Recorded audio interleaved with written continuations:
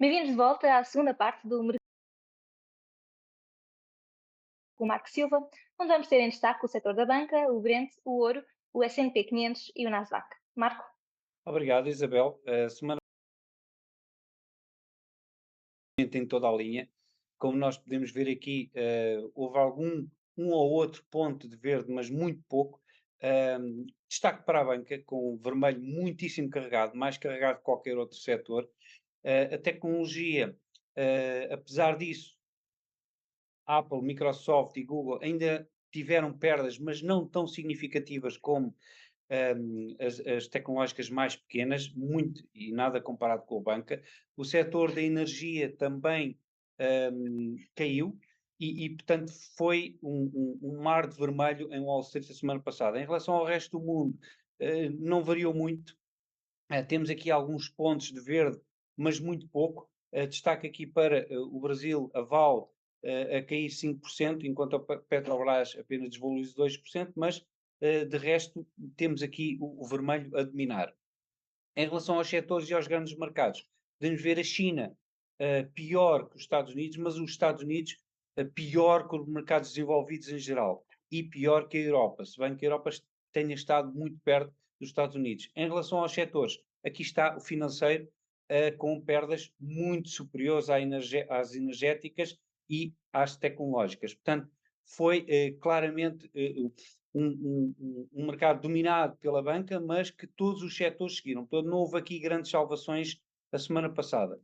Em relação aos gráficos, o primeiro gráfico é do ouro, exatamente porque começou a haver aqui, contrariamente ao que tem sido habitual, uma procura por ativo refúgio muito significativa. O ouro disparou, basicamente, nestes últimos 2 dias, e tem aqui perspectivas de poder ir aos $2.000 por onça de novo, caso esta situação do SVB se complique e se alastre.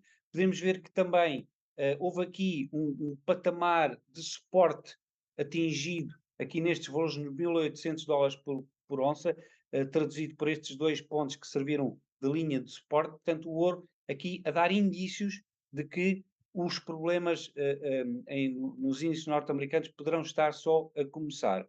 Em relação ao Brent, o Brent está a desvalorizar, tem aqui um canal que é chamado wedge, portanto é um triângulo que se está a fechar.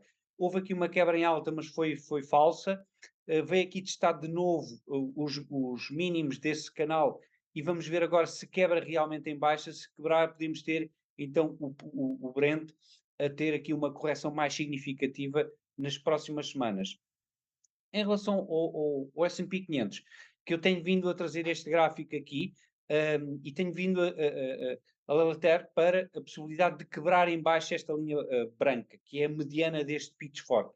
Quebrou a semana passada, vamos ver se existe o retest nesta semana, que é muito provável.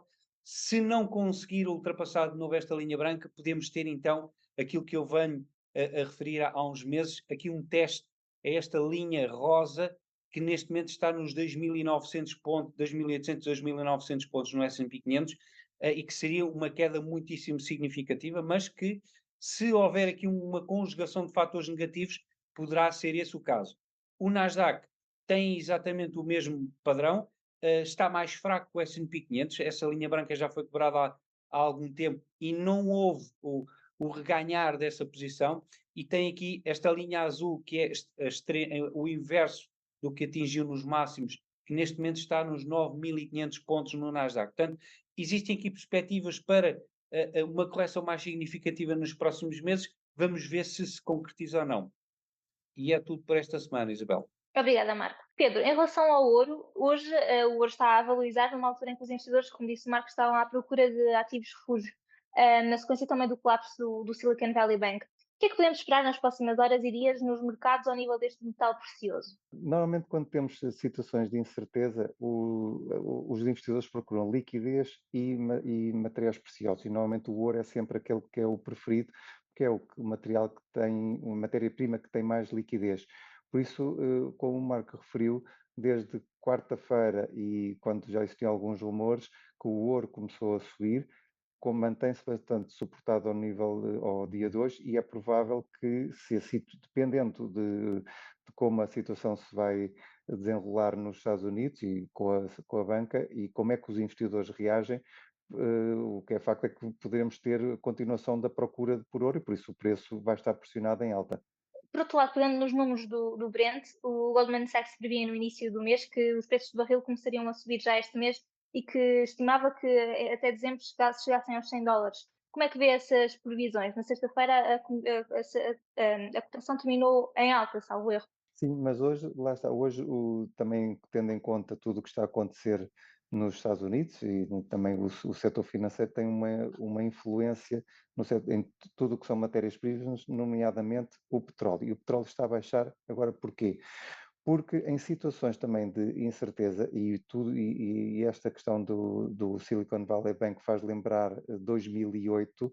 2008 foi quando tivemos a recessão, quando tivemos a crise financeira. E à medida que se propagam estas ondas de incerteza pelos investidores, significa que, por exemplo, esta semana eu devido que existam negócios a serem fechados, ou seja, a economia financeira vai parar, nem que seja pelos investidores quererem perceber o que é que vai acontecer e tendo em conta as cotações, a queda das cotações dos bancos. Por isso, existe esta perspectiva também de que vamos ver o que é que vai acontecer à economia americana, como é que reagem, porque dependendo, pode existir um forte abrandamento da economia mundial. E se existir um abrandamento da economia mundial, então o preço do petróleo até tenderá a baixar e não a subir. Eu recordo, durante nos últimos dias, talvez este fim de semana, foram divulgados os resultados da Saudi Aramco, a maior Uhum. companhia de petróleo do mundo, que apresentou resultados recordes, mais de 150 mil milhões, e eles referiram que a procura de petróleo vai continuar a subir e vai atingir os 103 milhões barris de petróleo por dia. O que significa que, a médio prazo, continuamos com uma forte procura a nível mundial e nem todas estas questões de transitarmos para a economia zero, carbono zero, estão a ter efeitos tão rápidos quanto seria desejável, até porque temos mais pessoas no mundo. Mas isto a referir que a longo prazo a procura está lá. Agora, vamos ver estes próximos meses se temos ou não uma recessão nos Estados Unidos. Se por acaso tivermos uma recessão nos Estados Unidos e Europa, então o que podemos ter é até uma diminuição momentânea do preço do petróleo para que depois, no longo prazo, retome a subida. Pedro, mas em relação ao ouro, eu notei claramente que a semana passada, no final da semana, esta procura por ativos de refúgio foi bastante mais significativa e correlacionada com o medo do que na correção do ano passado. Houve aqui claramente uns pozinhos de pânico. Sentiste isso? E é natural, até o próprio franco suíço, que se tinha vindo a desvalorizar, valorizou substancialmente entre quinta e sexta-feira. Normalmente os ativos de refúgio, o medo, quando vemos o franco suíço, dólar, franco suíço e o ouro a valorizar, normalmente é o refúgio, é que as pessoas estão mesmo com algum medo. E existem ainda casos na banca europeia por resolver, tal como em Portugal, tal como a banca regional. Agora, eu acho que isto é uma situação diferente de 2008. Em 2008 tínhamos bancos de investimentos que estavam a alavancar 30 vezes e por isso tinham um efeito exponencial muito substancial. Aqui estamos a falar provavelmente de uma má gestão de risco, como referiste há pouco, e estamos a falar de bancos que estão alavancados 10 vezes. É muito? É, mas é o sistema financeiro tradicional que temos. Por isso, acho que vai haver algumas diferenças e acho que nestes bancos é mais fácil conter do que em 2008, quando não existiam mecanismos e quando tínhamos bancos que estavam 30 vezes em cima de dívida. Aliás, viu-se que a rapidez com que se fechou o banco e com que se apresentou alternativas em 24 ou 48 horas não tem nada a ver com 2008, onde as medidas ainda tinham que ir ao Congresso americano.